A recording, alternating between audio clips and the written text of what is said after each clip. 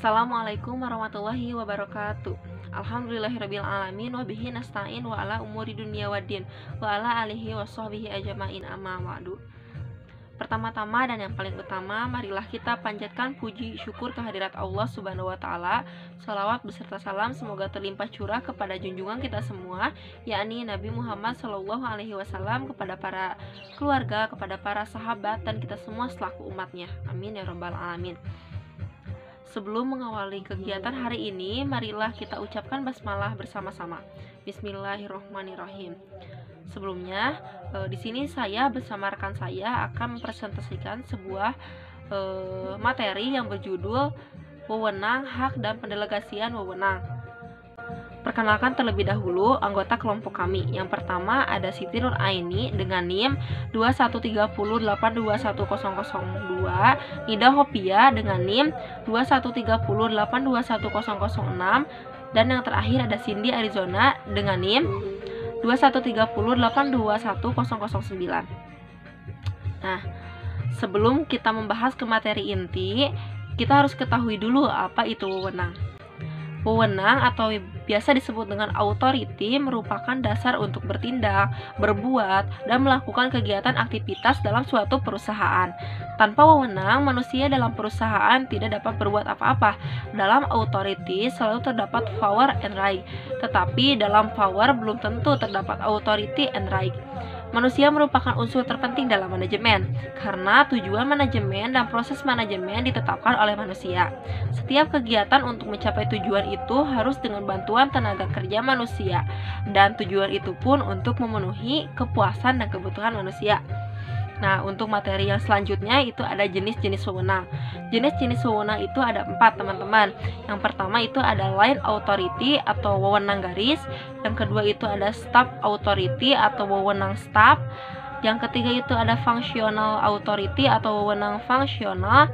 Dan yang keempat itu ada personality authority atau wewenang wibawa. Baik, pendelegasian wewenang adalah suatu pelimpahan wewenang yang umumnya diberikan oleh atasan kepada seseorang dengan jabatan di bawahnya. Tindakan ini umumnya dilakukan untuk mempercepat suatu pekerjaan serta agar kegiatan operasional perusahaan berjalan sebagaimana mestinya. Adapun pengertian pendelegasian wewenang menurut para ahli. Yang pertama, menurut Malayu SP Hasibuan, pendelegasian adalah memberikan sebagian pekerjaan atau wewenang oleh delegator kepada delegat untuk dikerjakan atas nama delegator. Yang kedua ada menurut Lois Allen, pendelegasian wewenang adalah proses yang diikuti oleh seseorang manajer dalam pembagian kerja yang dipikukan kepadanya, sehingga ia melakukan bagian kerja itu hanya karena penempatan organisasi yang unik, dapat mengerjakan dengan efektif, sehingga ia dapat memperoleh orang-orang lain untuk membantu pekerjaan yang tidak dapat ia kerjakan. Sifat dan asas pendelegasian wewenang. Wewenang merupakan alat untuk bertindak dan berbuat, sedangkan delegasi wewenang atau delegation of authority merupakan kunci dinamika organisasi. Delegator walaupun telah mendelegasikan sebagian wewenang dan tugas-tugasnya, tetapi pada saat yang bersamaan delegator masih tetap memiliki wewenang tersebut. Hal inilah yang menyebabkan seorang manajer masih tetap berhak untuk memerintah, mengkoordinasi, dan mengintegrasikan semua tugas dalam organisasi. Delegator harus melaksanakan tugas-tugas dan kewajibannya sesuai dengan wewenang yang diterimanya.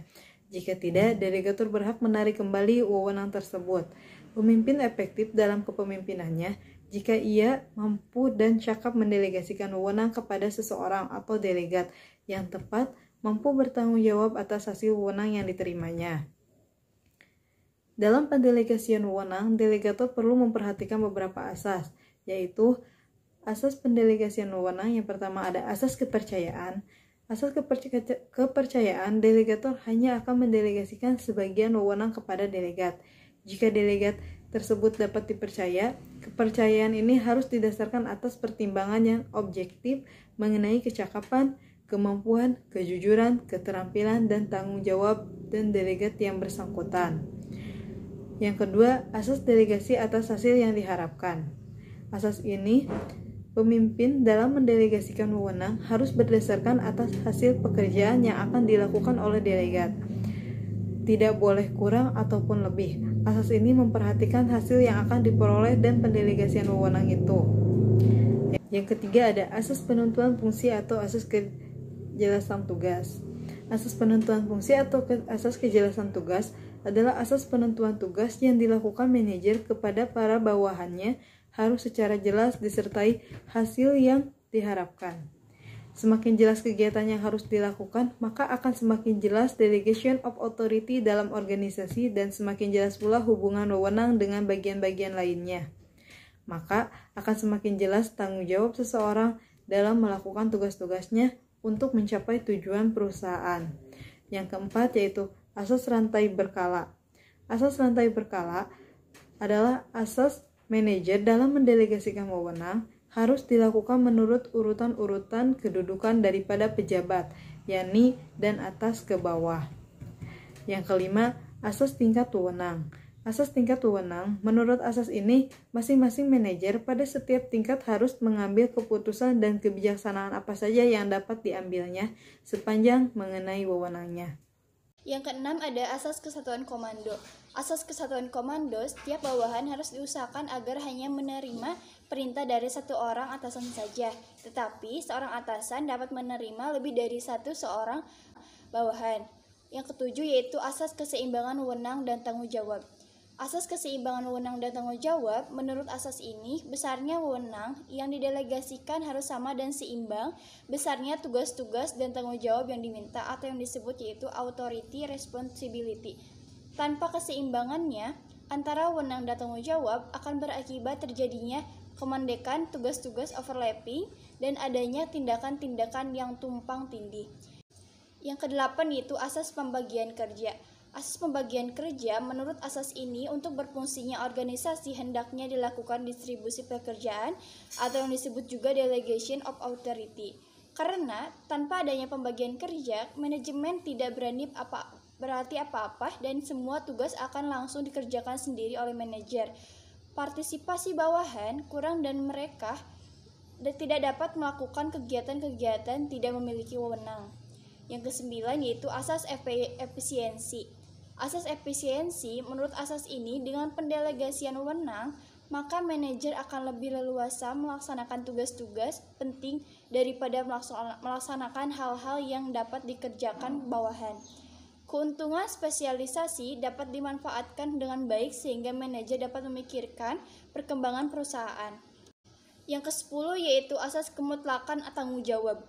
Asas kemutlakan tanggung jawab ini yaitu bahwa setiap delegat yang menerima wewenang mutlak harus bertanggung jawab kepada delegator ataupun atasan yang mengenai wewenang pekerjaan-pekerjaan yang dilakukannya. Bagian C yaitu seni pendelegasian wewenang atau yang disebut juga the art of delegation authority. The art of the delegation didasarkan pada personal attitude, yaitu sikap pribadi manajer yang melakukan pendelegasian wewenang itu. Personal attitude yang harus dimiliki oleh manajer yaitu yang pertama ada personal receptiveness, yang kedua ada willingness to let go, yang ketiga willingness to let other make mistakes, yang keempat willingness to trust subordinate, yang kelima willingness to establish and enforce broad control. Adapun alasan-alasan pendelegasian, yaitu yang kesatu ada pendelegasian memungkinkan manajer dapat mencapai lebih dari bila mereka mengenai setiap tugas sendiri. Yang kedua, delegasi wewenang dari atasan ke bawahan merupakan proses yang diperlukan agar organisasi dapat berfungsi lebih efisien dan lebih baik. Yang ketiga, delegasi juga memungkinkan manajer memusatkan tenaganya pada tugas-tugas prioritas yang lebih penting. Yang keempat, delegasi memungkinkan bawahan untuk tumbuh dan berkembang, bahkan dapat digunakan sebagai alat untuk belajar dari kesalahan. Nah, untuk materi yang terakhir itu ada pembagian tugas dan tanggung jawab. Definisi pembagian tugas. Setiap organisasi melakukan tugas-tugas yang beragam. Macam dan jenis pekerjaan tergantung pada karakteristik, tingkat kompleksitas, dan besar kecilnya organisasi. Semakin besar dan semakin kompleks sebuah organisasi, semakin banyak dan bervariasi pula jenis pekerjaan yang ada.